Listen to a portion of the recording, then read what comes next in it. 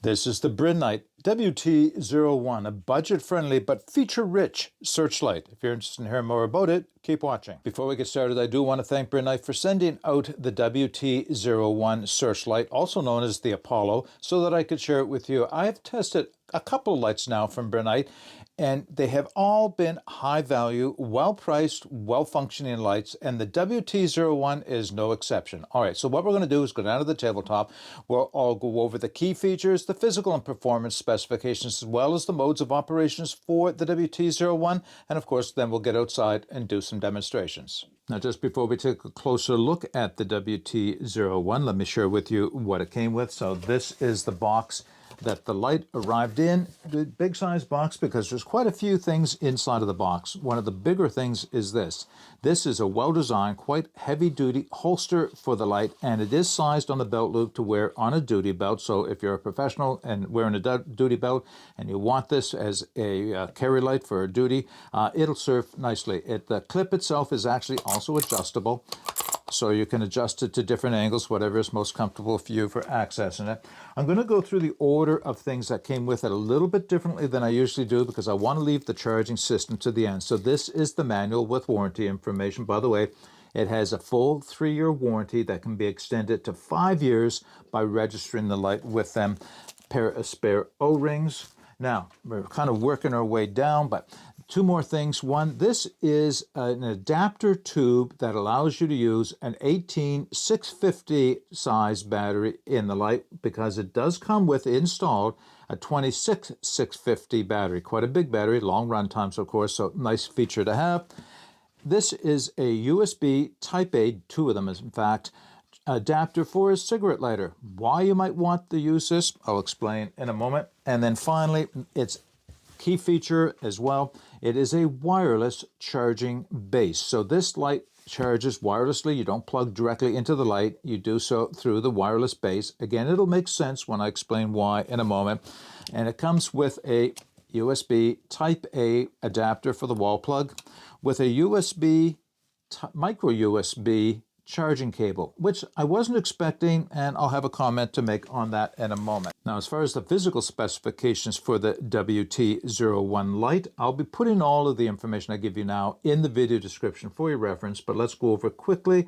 So 6.14 inches in length, at its widest 1.8 inches, weight with battery 11.8 ounces. It does have a single Luminus SST-40 LED for its light. It has a 1 meter impact resistant, and it is IP68 waterproof. Now, as far as the performance specifications, I will again give you the numbers. Again, they will be in the video description.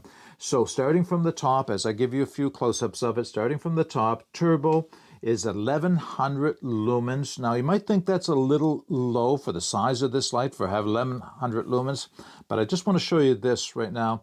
It is a searchlight, which means this is a throwing light. You can see by the deep polished reflector that this does cast out a long way. Again, 1100 lumens doesn't sound like a lot, but that will last 280 minutes. That is significant, of course. It has a high lumen setting of 430 lumens, lasting 350 minutes, a mid-range 70 lumen setting lasting 33 hours, and a low lumen setting of 10 lasting 150 hours. It does have a strobe and an SOS. The strobe runs at 1100 lumens and the SOS at 70 lumens. I'm going to quickly go over the operating system for the WT01, and I'll have a comment as I do. So to turn the light on and off, there is a nice, well-placed, easy-to-find, luminous green tactile button right here. That's great. If you turn it on, it's on. The only issue is when you turn it on, it immediately goes to the turbo setting. To run it down through its lumen settings, you have to press the button each time, down to the lowest, and then off again. And no memory. So when you turn it on again, it goes right to the top, and you have to run it all the way down. I thought maybe if you press and hold the button, it would turn it off, but what it does is turns on the strobe and the SOS. So that's what operates that. Now, see again, I have to run it all the way down. So I was a little disappointed by that function of the light, but it's made up for, but to a certain degree, by the charging system and how it works with the light. So let me just bring the charging system into the picture. So here we are fully assembled. Now I did mention this is a wireless charging base, and I'll talk about the base for a moment. It's got some weight to it. It has a nice silicone ring on the bottom to keep it from sliding around too much. But I think there was a missed opportunity here by they could have made the base magnetic on the bottom, because when you think about the intended use for this light, as a standby light for home use, for search and rescue use in an office somewhere, or any place where the power might fail, or in a vehicle as a standby light for emergency services, then it would be nice to be able to have a more secure footing, or more secure being able to locate it without it sliding all over the place. Not bad right now. It could have been just improved a little tiny bit. Yes, you could put some peel and stick on this if you wanted to really hold it and keep it from moving.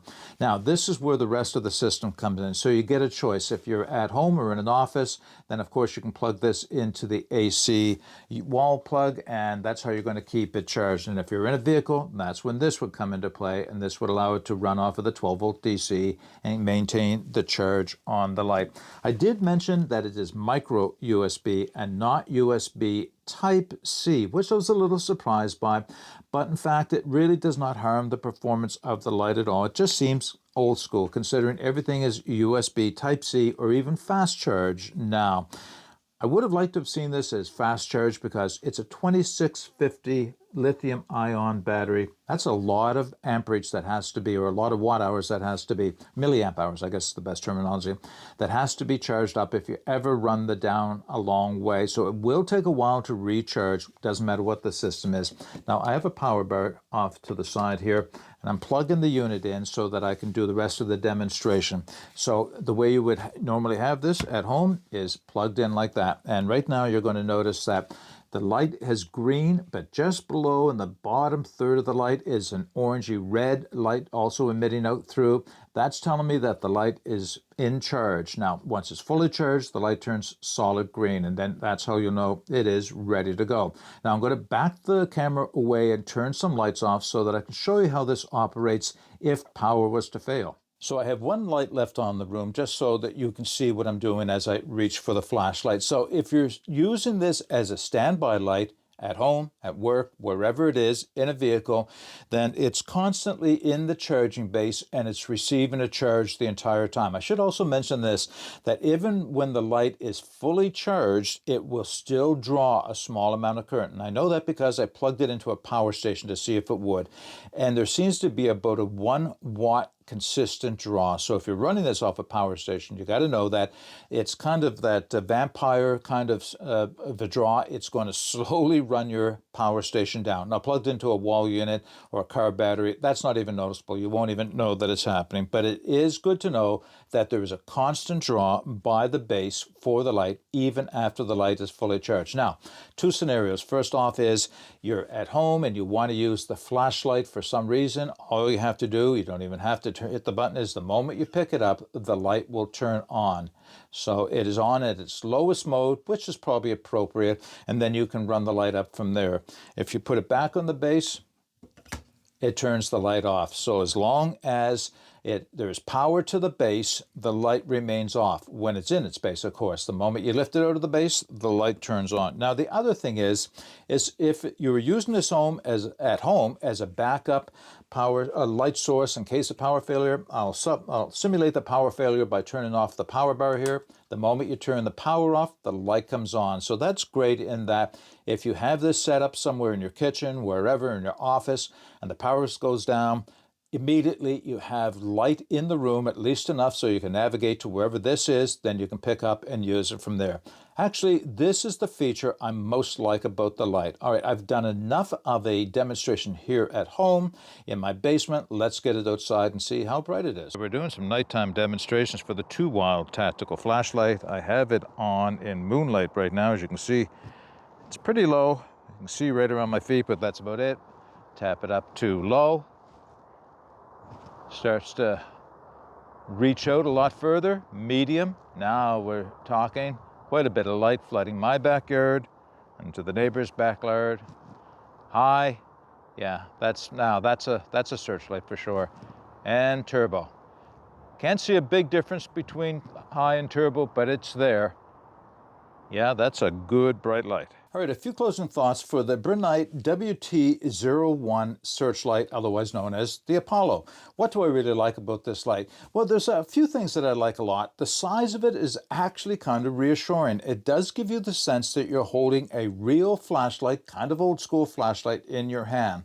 The on-off button and luminance changing button is easy to find. Anytime that I pick the light up, I don't have to search for the button. My thumb will find it quite instantly, and it's quite tactile, so that's a nice feature to have.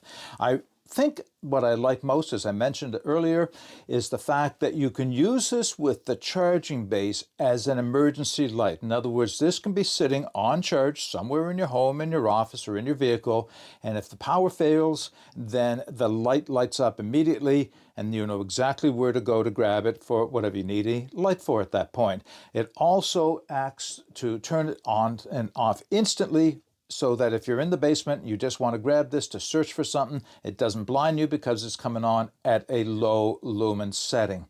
Okay, the only thing I'll say that I'm really not too fond of with this light is the fact that every time you turn the light on, it comes on in turbo, and you have to press the button to bring it down to its lowest setting. There is no memory, and the next time you turn it on, it's going to come right back on in turbo.